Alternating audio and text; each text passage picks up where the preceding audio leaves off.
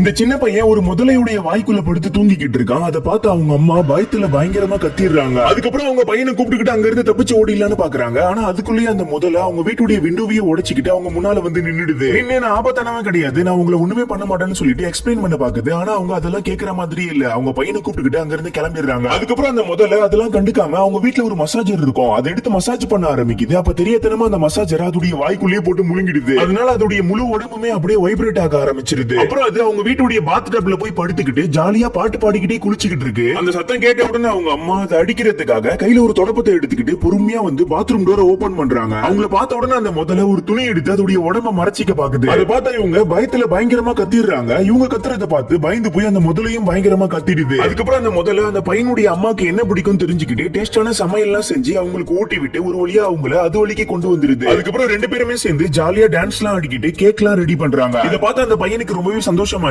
ஆனா என்ன பிரச்சனைனா அவங்க அப்பாக்கு மட்டும் முதலையை சுத்தமா பிடிக்கவே இல்ல. அதனால அந்த முதல்ல அவங்க அப்பாக்கு ரெஸ்லிங் தான் பிடிக்கும் தெரிஞ்சுக்கிட்டு ரெஸ்லிங் சூட் எடுத்து அவர்கிட்ட தூக்கி போட்டுட்டு மேட்ச் ஸ்டார்ட் பண்ணுது. இப்ப அவங்க ரெண்டு பேருக்கும் பயங்கரமான சண்டை நடக்குது. அந்த சண்டையில அவங்க அப்பா அந்த முதலையை தோக்கடிச்சிடுறாரு. அதனால இப்ப அவருக்குமே அந்த முதலையை ரொம்ப பிடிச்சு போய் மொத்த ஃபேமிலியுமே அந்த முதலைக்கு ஃப்ரெண்ட் ஆயிடுறாங்க. அதுக்கப்புறம் அந்த முதல்ல டெய்லி அவங்க முன்னால சூப்பரா டான்ஸ் எல்லாம் ஆடி அழகா பெர்ஃபார்ம் பண்ணி காட்டுது. ஆனா அதுக்கப்புறம் புதுசா ஒரு பிரச்சனை வருது. அது என்னன்னா பக்கத்து வீட்டுக்காரர் இங்க முதல்ல இருக்கிறத கண்டுபிடிச்சு அனிமல் கண்ட்ரோல் ஆளுங்களை கூட்டிட்டு வந்துடுறாரு. அவங்க வந்து அந்த முதலைக்கு ஷாக் கொடுத்து அதை பிடிச்சிடலான்னு பாக்குறாங்க. அதனால அந்த முதல்ல ரொம்பவே பயந்து போயிடுது. அதுக்கப்புறம் ஒரு ஆபீசர் அந்த முதல்ல மேல மயக்க மருந்து ஷூட் பண்ணிடுறாரு. உடனே அது அங்கேயே மயங்கி விழுந்துருது. அப்புறம் அதை கூட்டிட்டு போய் ஒரு ஜூல விட்டுறாங்க. ஆனா அதுக்கு மனுஷங்க லாங்குவேஜ் மட்டும் தான் தெரியும். அதனால அதால அங்க இருக்கிற முதலைங்க கிட்ட கூட பேசவே முடியல. அது மட்டும் இல்லாம அந்த முதல்ல அந்த ஃபேமிலியை ரொம்பவே மிஸ் பண்ணுது. அப்புறம் மறுநாள் அந்த ஃபேமிலியை சேர்ந்தவங்க அந்த முதல்ல இருக்கிற இடத்தை கண்டுபிடிச்சு அந்த இடத்துக்கு வந்துடுறாங்க. வந்து யாருக்குமே தெரியாம அந்த முதலையை அங்க இருந்து காப்பாத்தி கூட்டிட்டு போயிடுறாங்க. கூப்பிட்டுக்கிட்டு எங்க போறாங்கன்னா நேரா ஒரு மியூசிக் ஷோ நடக்கிற இடத்துக்கு போறாங்க. அந்த இடத்துக்கு போலீஸ்லாம் வேற வந்துடுறாங்க. இப்ப அந்த பையன் அந்த முதல்ல கிட்ட போய் நீ தயவு செஞ்சு உன்னுடைய டேலண்ட காட்டிடு, இல்லனா எங்களால உன்னை காப்பாத்த முடியாதுன்னு சொல்றான். ஆனா என்ன பிரச்சனைனா அந்த முதலைக்கு கூட்டத்தை பார்த்தாலே பயம் வந்துரும். அதால எதுவுமே பண்ண முடியாது. இருந்தாலும் அந்த பையன் கிவ் அப் பண்ணாம அந்த முதலையை என்கரேஜ் பண்ற மாதிரி மைக்க பிடிச்சி சூப்பரா பாட்டு பாடுறான். அதை பார்த்து சுத்தி இருந்தவங்க எல்லாம் சிரிக்க ஆரம்பிக்கிறாங்க. உடனே அந்த முதல்ல மைக்க வாங்கி வேற லெவல்ல பாட்டு எல்லாம் பாடி டான்ஸ் எல்லாம் ஆடி பெர்ஃபார்ம் பண்ண ஆரம்பிக்குது. இதை பார்த்து அங்க இருந்த ஜட்ஜஸ் எல்லாம் ஷாக் ஆயிடுறாங்க. மறுநாள் அதை கோர்ட்டுக்கு கூட்டிட்டு போயிட்டு அந்த முதலையை இவங்களே கூட வச்சு வளர்க்கலாம்னு சொல்லிட்டு ஜட்ஜி கிட்ட பர்மிஷன் வாங்கிடுறாங்க. கடைசியில அந்த முதலையை இவங்க கூடிய வச்சுக்கிட்டு ரொம்ப சந்தோஷமா வளர்க்க ஆரம்பிச்சிடுறாங்க.